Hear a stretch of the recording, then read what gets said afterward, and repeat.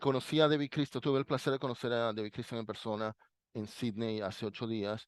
Bueno, no solo a él, también a un estudiante de doctorado de él. A pesar de que está retirado de la Universidad Macquarie, eh, él tiene este estudiante, bueno, que ya había hecho un máster y ahora está haciendo un doctorado. Y bueno, todo fue eh, súper agradable. Nos encontramos primero en su casa y de ahí salimos a un café y bueno, lo primero que hizo fue llevarme bueno, debería quizá aquí dejar de compartir un ratito la pantalla para... lo primero que hizo fue, al invitarme a entrar en su casa, fue que me llevó a su estudio y me mostró una columna enorme de libros que eran libros suyos en distintos idiomas. Y me dijo, no sé si eran de un solo libro o de varios, pero me señaló en un stand y me dijo, quiero de regalarte la versión en castellano de Origin Story.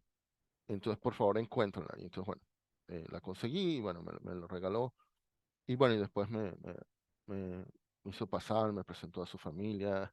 Cuando me presentó a su nieta Sophie, dije, la famosa, porque he visto varios videos en que menciona a su nieta Sophie, que tiene 2 añitos. Eh, bueno, todo súper chévere. Luego fuimos a un café y entonces eh, lo que eh, le dije fue que yo tengo como un, yo tengo la idea, bueno, una idea que sigo muchísimo en muchas cosas que hago, es que para aprender de algo es bueno conocer algo de su historia. Y entonces le dije, bueno, para presentarme, porque no me conocen, bueno, en realidad Max, el estudiante de doctorado, sí había visto mis presentaciones, las que hice en Filadelfia, en la conferencia el año pasado, pero David Christian no había visto nada. Y entonces le dije, bueno, entonces voy a mostrarte una presentación en que voy a contar cómo me interesé en Big History.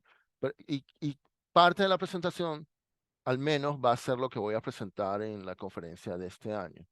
Entonces,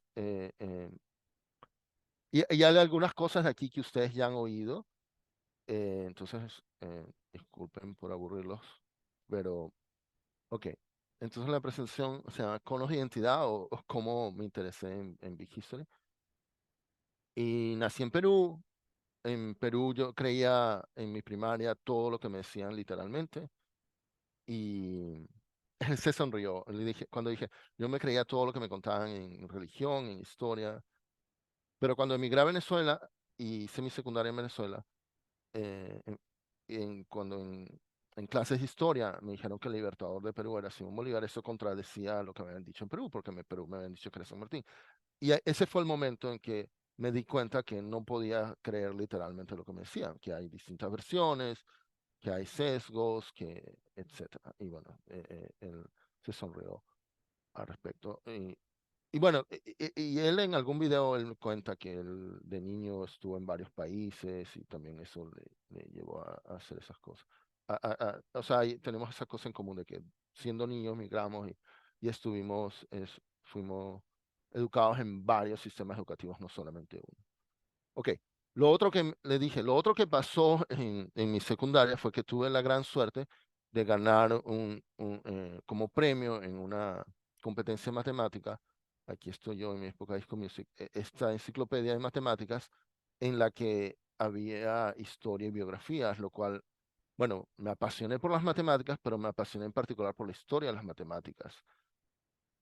Y cuando llegué a la universidad, eso me ayudó mucho.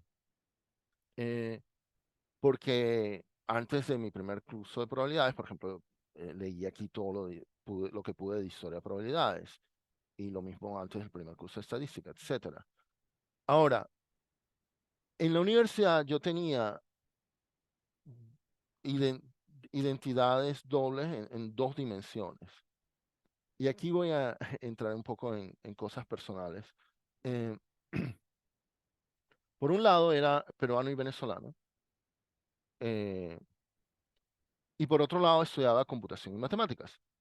Bueno, a ellos les dije, bueno, para ustedes que son historiadores, computación y matemáticas les parecerá lo mismo, pero realmente no lo eran, porque para comenzar, en la época en que yo estudiaba, eh, cada año entraban 200 estudiantes a computación y alrededor de 5 o 6 a matemáticas.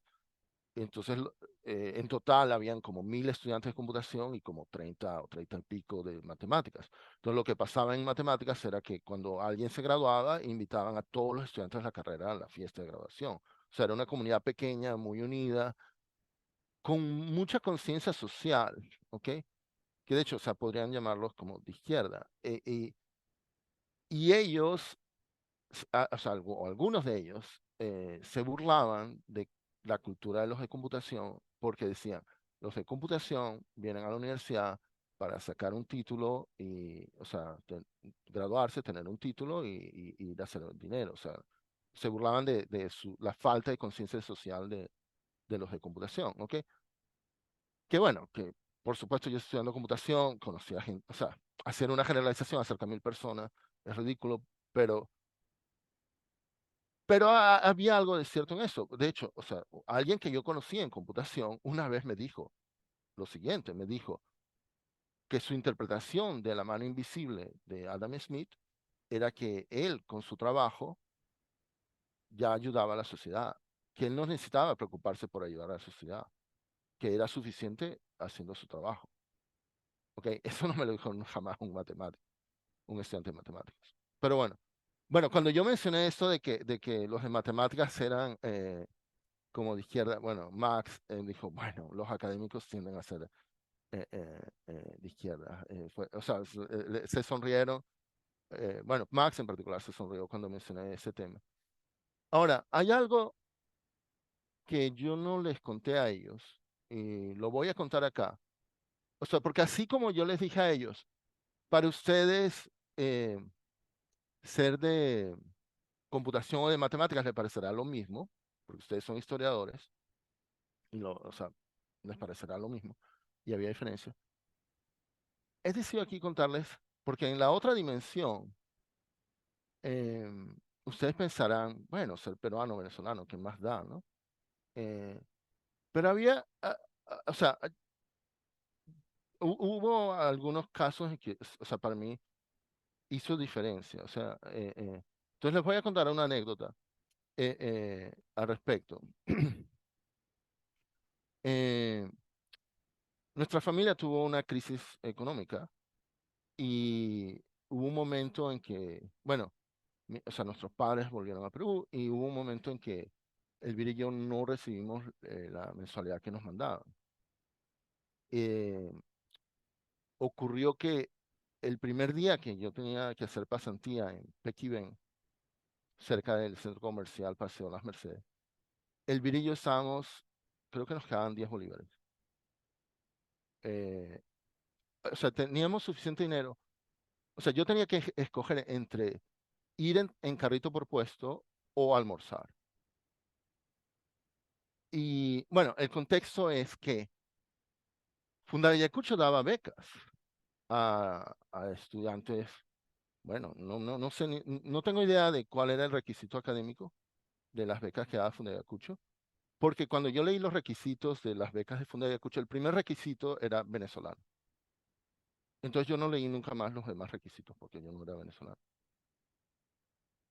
Pero a mí me consta que yo tenía compañeros que iban a recoger sus becas en carro, que para mí tener carro era un símbolo de tener una buena situación económica. O sea, yo era un descarriado, o sea, no tenía carro nunca en Venezuela. O sea, yo aprendí a conducir acá en Reino Unido.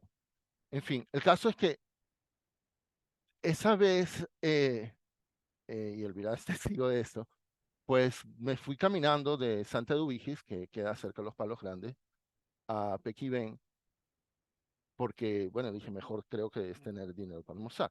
Y el puente de Chacao al CCCT no existía, el puente peatonal. O sea, tuve que cruzar por la Altamira y caminar al lado del aeropuerto de La Carlota, al lado de la autopista, ¿no?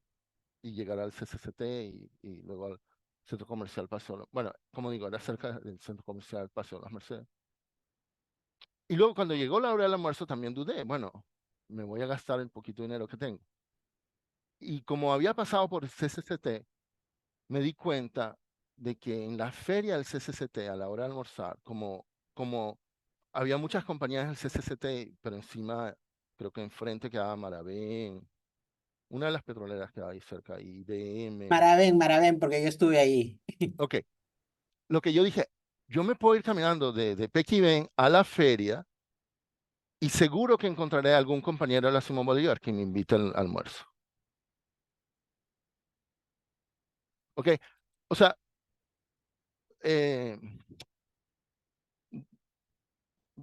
yo tuve que hacer todo eso porque yo no podía tener becas de Fundayacucho, ¿ok?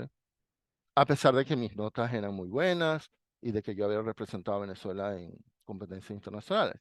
O sea, eh, eh, eh, eh, o sea, ser peruano y no venezolano, o sea, o sea, a lo que voy es que hacía diferencia la identidad.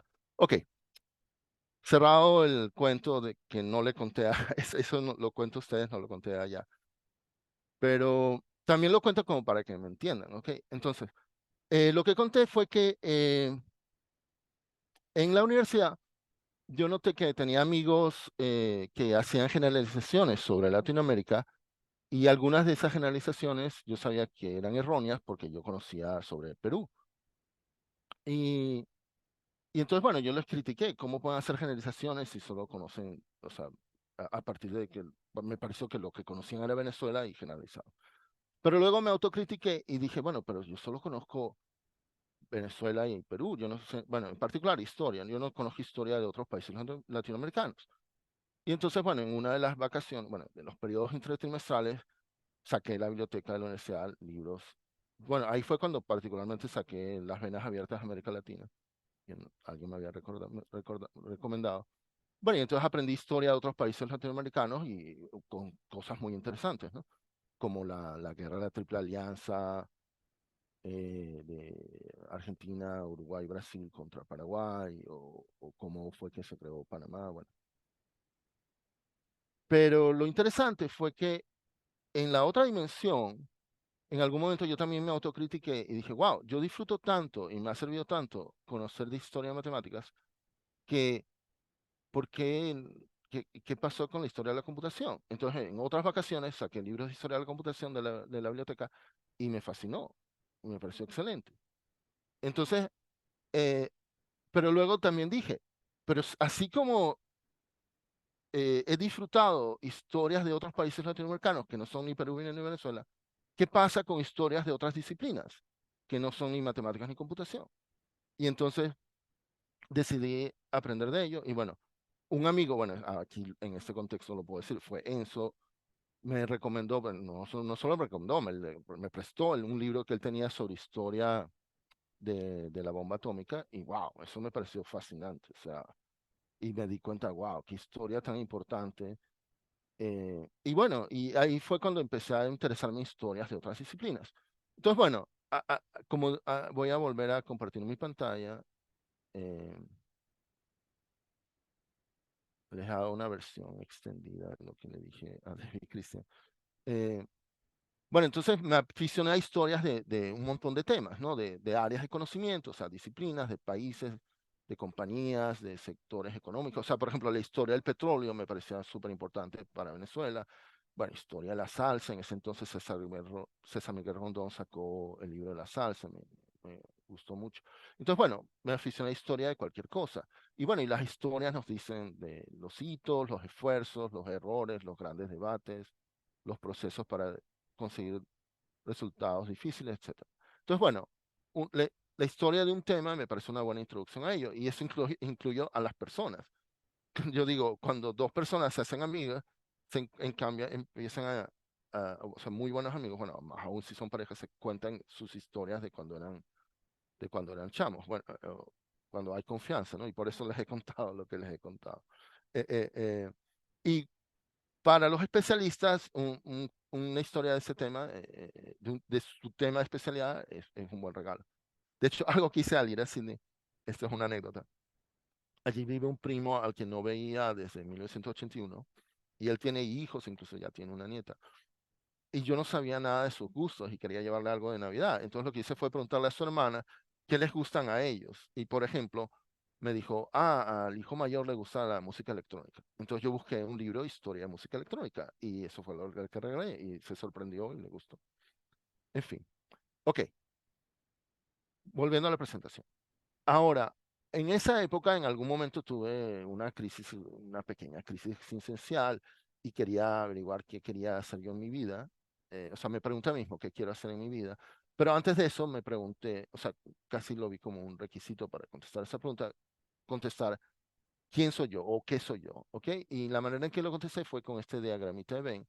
Dije, bueno, soy un individuo, pertenezco a una familia, a un país, bueno, en realidad aquí era más complicado. Pertenecía a dos países. Y aquí yo, bueno, he llegado a la conclusión de que uno puede añadir identidades en lugar de reemplazarlas. O sea, yo no necesito escoger entre Perú y Venezuela. De hecho, hace poco conocí a alguien que conocí, bueno, era alguien nuevo en nuestra compañía. Me preguntó, cuando me dijo de dónde eres, le dije, soy peruano venezolano. Me dijo, no, pero ¿quién es más, peruano o venezolano? Y yo le dije, me estás pidiendo, tu pregunta es como que me preguntes si quiero más a mi mamá o a mi papá. O sea, no, soy las dos cosas. Y bueno, soy latinoamericano y soy del mundo. Aquí, en este momento, David Christian me dijo, porque hasta aquí llega el diagrama, y David Christian me dijo, ¿y por qué paraste en el mundo? A mí me hizo gracia eso. O sea, ¿por qué parar ahí? Y bueno, en ese momento no se me ocurrió contestarle, pero esto era lo que yo hice en los 80 tratando de contestar esa pregunta. Y precisamente, ok, pero como dije, esto era como un requisito para la otra pregunta de qué es lo que quiero hacer en mi vida. Porque lo que me di cuenta es que uno puede tener objetivos a nivel individual, a nivel familiar, a nivel de país, a nivel de región, a nivel del mundo, ¿ok? Y muchas veces hay conflicto porque los objetivos que uno tiene a un nivel no están alineados con los objetivos de otro nivel. Bueno, o sea, yo estoy consciente de que agarrando un avión para mí es muy bueno a nivel individual, pero para el mundo es malo porque estoy contaminando, ¿ok? Pero bueno, aquí estoy seguro que ustedes pueden imaginarse conflictos entre objetivos individuales y familiares, ¿no? O, bueno, creo que a ellos les di como ejemplo, eh, si alguien de un país en desarrollo es muy bueno académicamente, e individualmente, o sea, tiene mucho éxito académicamente y individualmente lo mejor para su carrera académica sería emigrar, de repente, bueno, eso es bueno a nivel individual, pero no a nivel de país. Bueno, o al menos en los años 80 en que las telecomunicaciones no eran tan buenas, de repente esos dos objetivos no estaban tan alineados. Hoy en día de repente uno puede ayudar más estando fuera, bueno, que es lo que estoy haciendo ahora. Em, pero aparte de los conflictos que puede haber por objetivos no alineados, o ¿cómo? No alineado es la mejor traducción de misaligned. Sí, Ok. al menos. Bueno, lo otro que me di cuenta es que podía haber objetivos alineados. Es decir, puede haber objetivos que son buenos para a todos los niveles, o sea, para todos los niveles o a varios niveles, ¿ok? En particular, algo que yo dije, me dije a mí mismo, mira, yo trataré de hacer algo acerca del mundo, o sea, en ese momento yo lo sentía como absurdo, ridículo, ridículamente absurdo, porque lo primero que dije es, yo no sé nada del mundo. O sea, bueno, el contexto era, yo había estado con 23 créditos, o sea, bueno, con como dos materias más del usual en un trimestre. Y sí, bueno, ahora, esto es de nuevo, me estoy saliendo de lo que hablé con David Christian, pero le explico a ustedes el contexto. ¿Por qué tuve una pequeña crisis existencial? Lo que pasó fue que, creo que esto era a final de segundo año o algo así. Yo había estado con mis 23 créditos, súper fajado, 12 semanas, no leía periódicos, no leía nada, no sabía nada. Y había una fiesta al final del trimestre y le pregunté a un compañero, nos invitaron, yo no tenía cómo ir, le dije, ¿me puedes dar la cola? Y me dijo, sí, pero antes de ir a la fiesta, voy a ir a una reunión, un grupo que hay de la universidad, nos reunimos en el Parque Central. pero tendrías que acompañarme a la reunión para luego ir juntos. Y le dije, bueno, ok, vamos. Y entonces de pronto, después de mis 12 semanas de estar fajado estudiando y con los exámenes y todo, estoy en una reunión en la que daban por hecho que dentro de un par de años iba a haber escasez de comida y el grupo lo que estaba haciendo era prepararse para ir a vivir en una comuna, no sé, era en el estado de Aragua, no sé dónde, para cultivar su propia comida y sobrevivir la hecatombe, la hambruna que venía. Ese fue el momento en que me di cuenta, wow, yo no sé nada de lo que está pasando en el mundo. O sea, o sea, eh, eh, eh, eh, y creo que fue después de eso que me puse a hacer estas preguntas, ¿ok? Y entonces, bueno, y me dije, o sea, realmente yo no sé absolutamente nada del mundo. Pero yo tenía mi pequeñita estrategia de tratar de aprender algo leyendo historia. Y entonces yo lo que me puse como un pequeño objetivo fue, bueno, tratar de entender, o sea, educarme a mí mismo aprendiendo de historia de distintos niveles, en particular historia del mundo, historia de todo, como dije antes. O sea, ese hobby es parte, o sea, lo que me di cuenta, ese hobby yo lo disfruto individualmente. A mi familia, bueno, les converso, les cuento, bueno, cuando tenga hijos les contaré, bueno, o sea, no le hago daño. Y bueno, o sea, educarme a mí mismo y aprender más de estas cosas podría yo ayudar a otros niveles. O sea, eso lo veo como un objetivo alineado y por eso lo he seguido con pasión. Bueno, ok. Entonces, bueno, en ese plan de aprender historia de cualquier cosa, bueno, en Barcelona salió este libro, esta traducción en el 97, creo que la versión francesa era el año anterior. Y bueno, cuando le mostré eso, él dijo, sí, conozco a Hubert Reeves. Bueno, aquí hay un periodista entrevista a un astrofísico, a, a un biólogo y a un paleoantropólogo acerca de los orígenes a distintos niveles.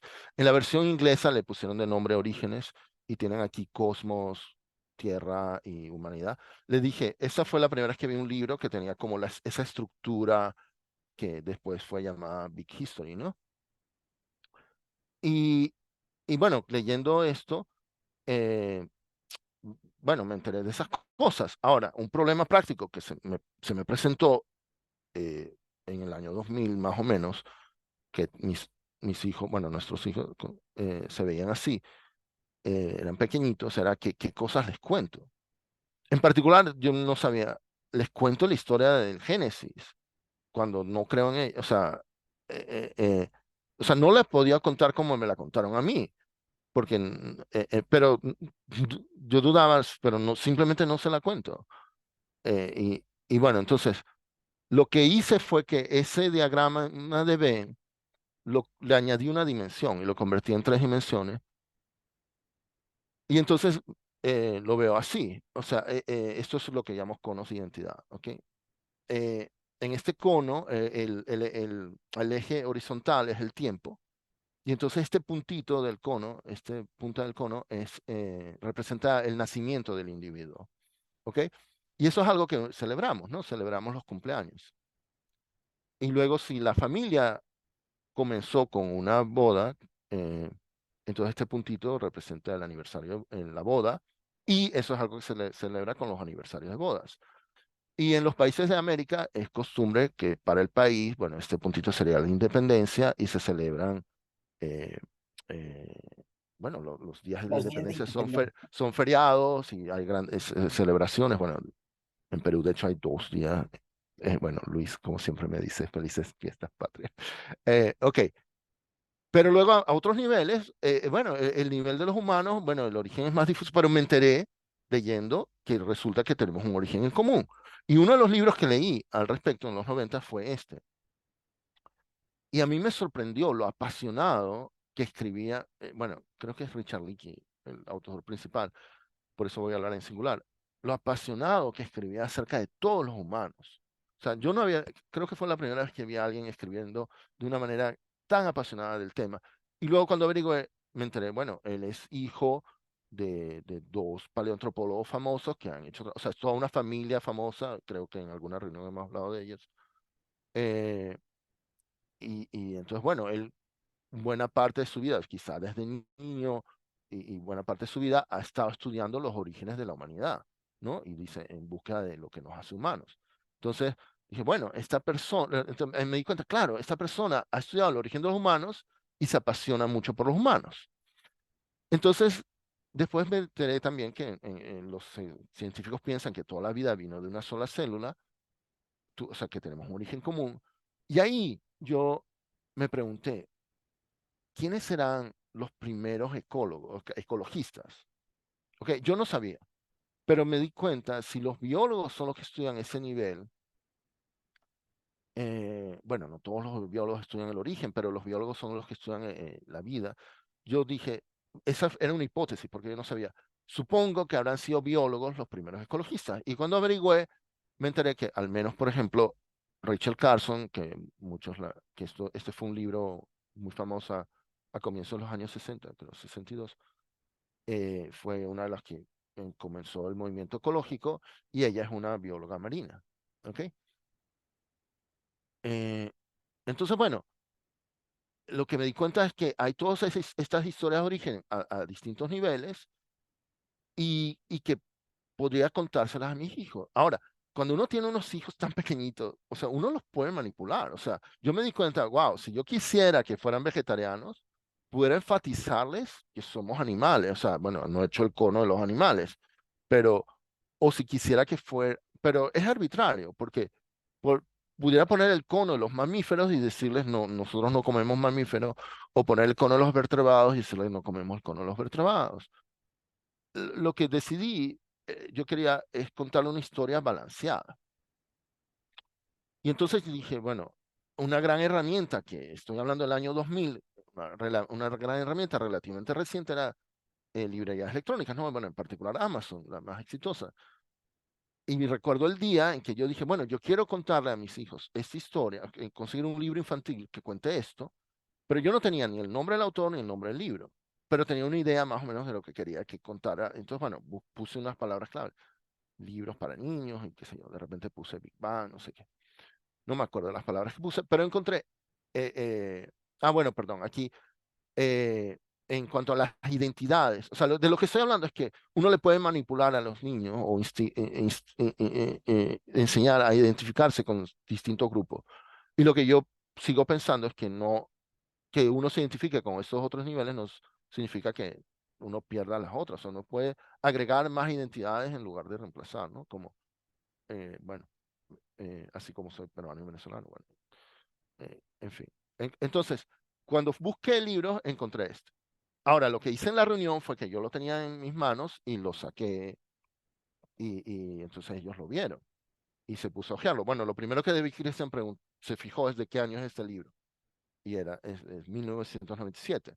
Entonces, bueno, aquí les muestro unas imágenes, tiene imágenes de de cuatro sitios, Nueva York, Europa Occidental, China y Egipto, y bueno, y esta es de una de ellas, y eso dice hoy, en 1650, 100 años antes de Cristo, 1500 antes de Cristo. Bueno, entonces cuando lo empiezo a ojear, él preguntó, bueno, pero ¿qué tan atrás va esto?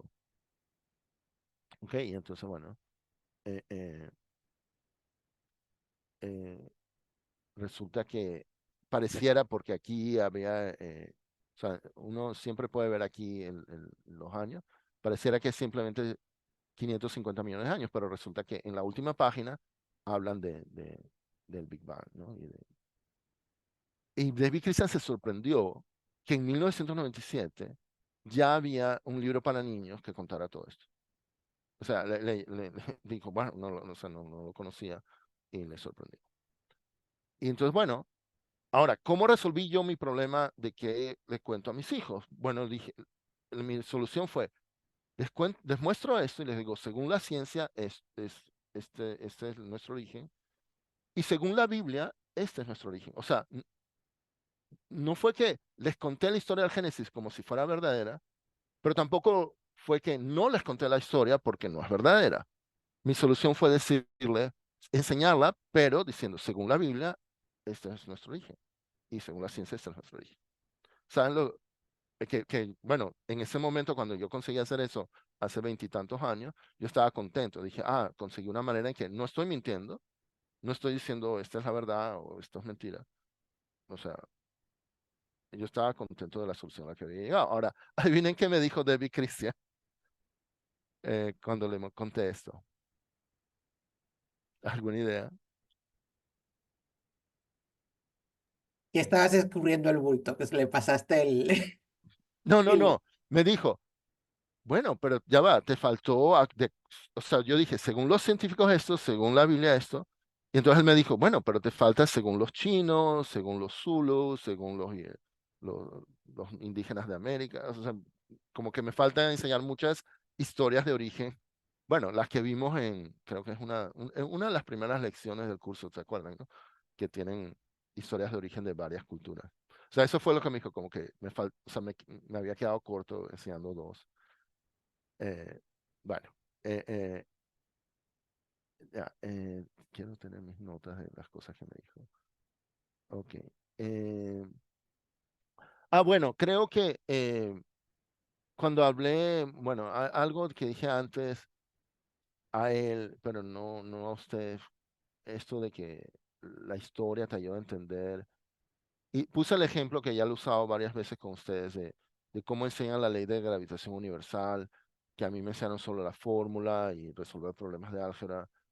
Y entonces luego dije, y otra manera de enseñarle sería dando el contexto histórico de que al menos desde Aristóteles los humanos pensábamos que la física en la Tierra era diferente a la física en el cielo y bla, bla, bla, bla, y que uno de el gran logro de Newton con esa ley fue unir las dos físicas y por eso se llama eh, universal la ley de gravitación.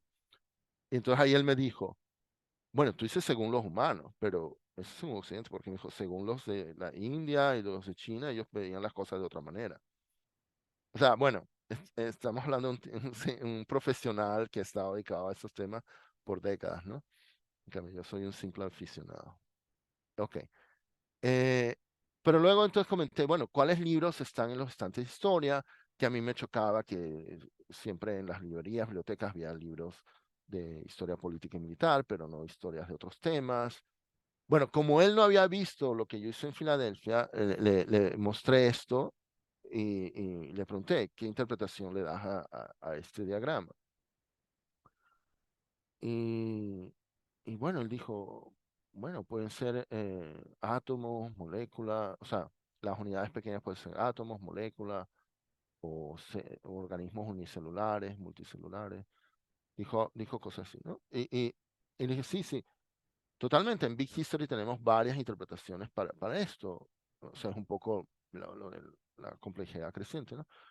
Pero dije, bueno, otra interpretación que yo le doy es que las pequeñas unidades son libros y las grandes son colecciones libros.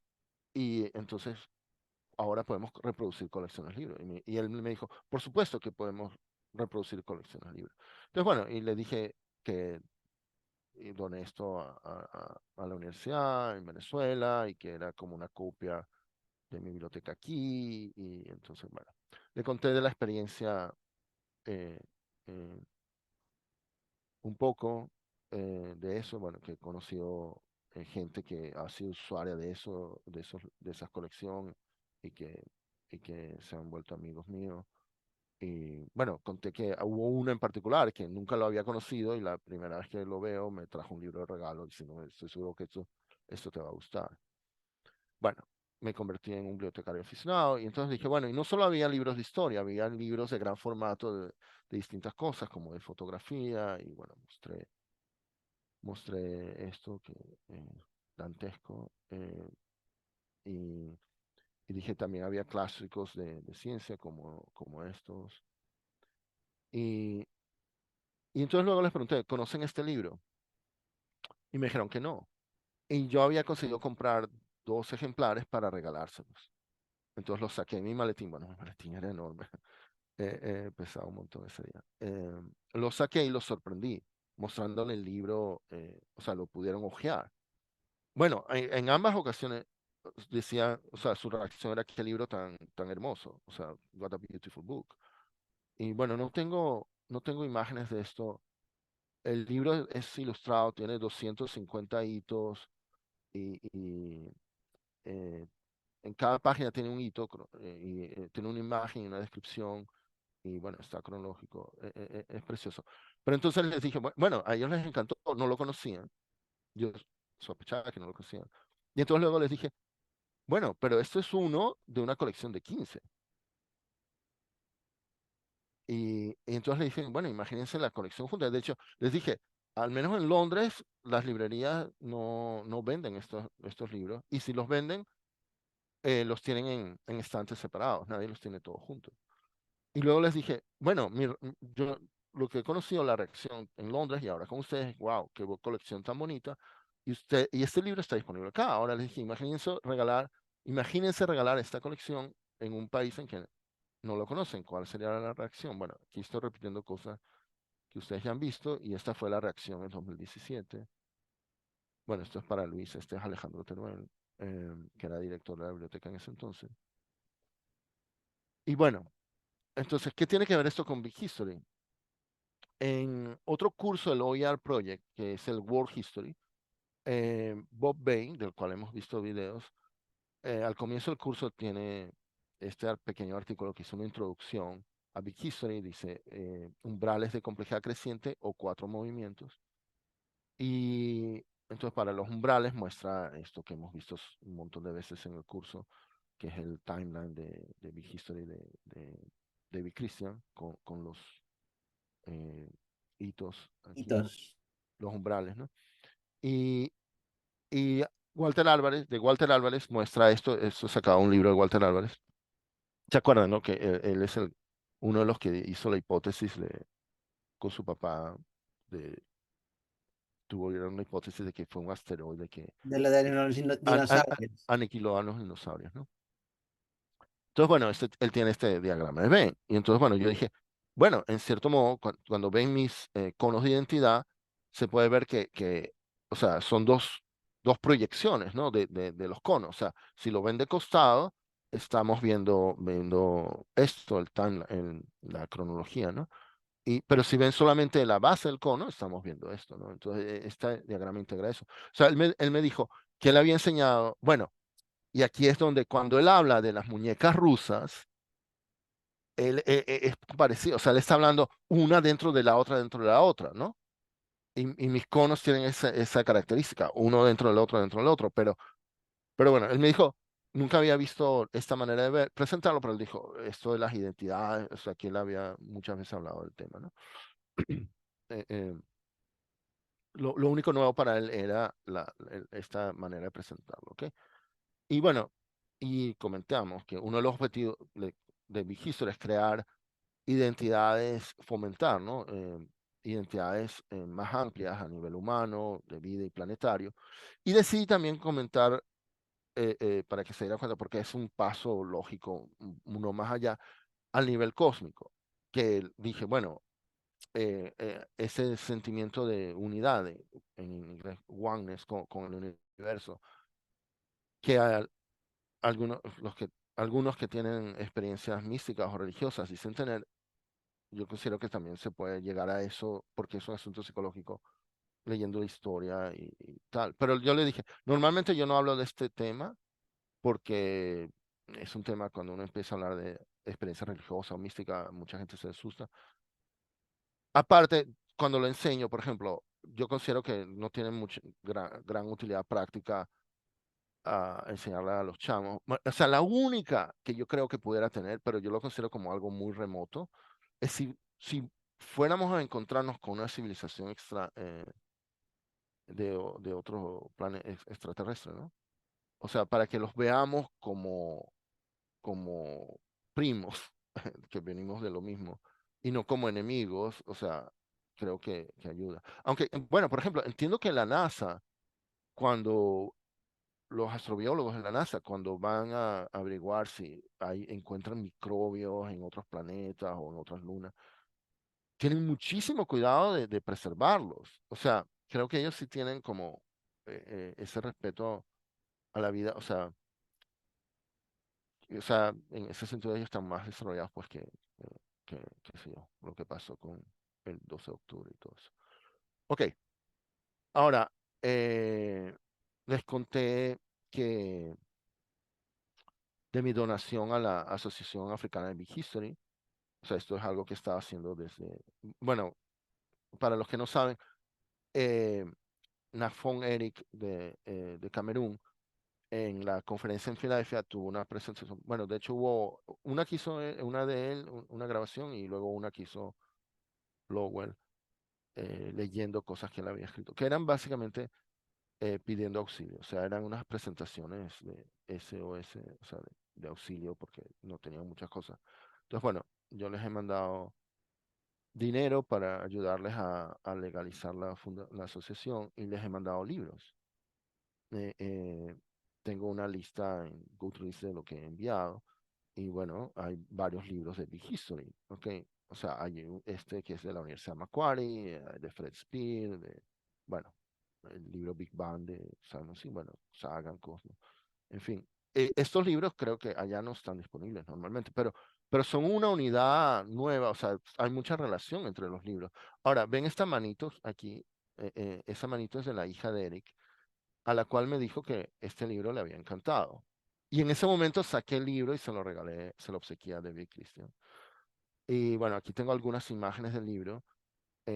Cuenta cuando comenzamos, no parecemos como gente, éramos pequeñitos, éramos unas células pequeñitas en el mar profundo y oscuro, y, y luego, bueno, lo que me encanta es que está escrito en la primera persona en plural, ¿no? Y luego nos veíamos de esta manera. Bueno, aquí me estoy saltando un montón de páginas, ¿no? Pero bueno, entonces, bueno, es como nuestro árbol, bueno, aquí tienen ADN, nuestro árbol genealógico, bueno, el de la vida, ¿no?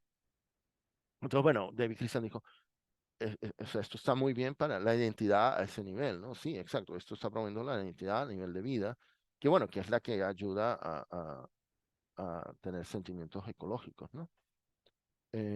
Y bueno, y tienen más detalles aquí y tal, pero esto es para niños, pero mi idea es que, bueno, o sea, es la identidad de vida, o sea, mi idea al dar eso, bueno, y ojalá no solo sea para ella, ¿no? Es que ella se está interesando en el tema, y a medida que crezca, o sea, ella puede averiguar más de ese tema con más libros acá, y por supuesto, con el acceso a Internet, que bueno, que no es tan bueno allá, pero algo tienen, eh, pueden hacer eso.